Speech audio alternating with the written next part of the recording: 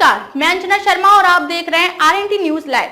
आइए एक नजर डालते हैं इस वक्त की खास खबर पर। असद को भगाने वाले लड़ाके सेना में भर्ती होंगे। विद्रोही लीडर जुलानी बोले, इन्हें ट्रेनिंग देंगे। आतंकी संगठन HTS पर लगा बैन हटाने की मांग। सीरिया में विद्रोही गुट HTS हयात तहरीर अल शाम के नेता अबू जुलानी ने कहा कि वे संगठन से जुड़े लड़ाकों को सेना में भर्ती कराएंगे। इसके लिए लड़ाकों को ट्रेनिंग भी दी जाएगी। HTS सीरिया में सुन्नी लड़ाकों का एक गुट है जिसने 8 दिसंबर को राजधानी दमिश्क पर कब्जा कर लिया था, जिसके बाद राष्ट्रपति असद को देश छोड़कर रूस भागना पड़ा था।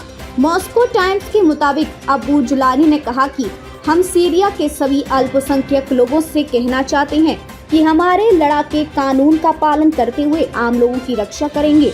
जुलानी ने अल्पसंख्यकों को यकीन दिलाया कि देश में उनके हितों की रक्षा की जाएगी। उन्होंने देश के लोगों को एकजुट रहने की अपील की।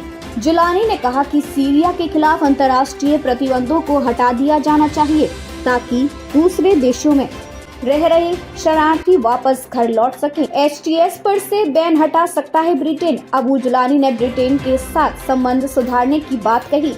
BBC के मुताबिक ब्रिटिश राजनयिकों और HTS से जुड़े नेताओं के बीच सोमवार को बातचीत हुई है। दरअसल पिछले हफ्ते ब्रिटिश सरकार ने कहा कि वे HTS पर लगे आतंकवादी संगठन का दर्जा हटाने पर विचार कर रहे हैं।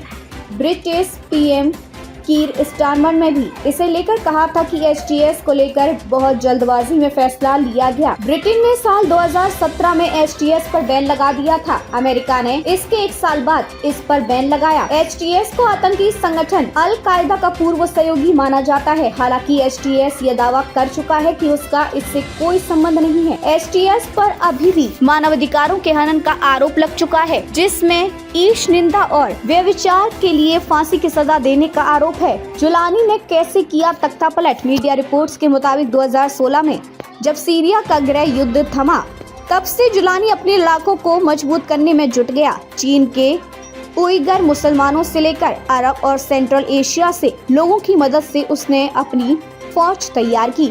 उसने सही समय का इंतजार किया जो इजराइल हमास जंग और रूस यूक्रेन जंग की वजह से आया। 2022 में यूक्रेन में जंग शुरू हो गई और रूस वहां व्यस्त हो गया।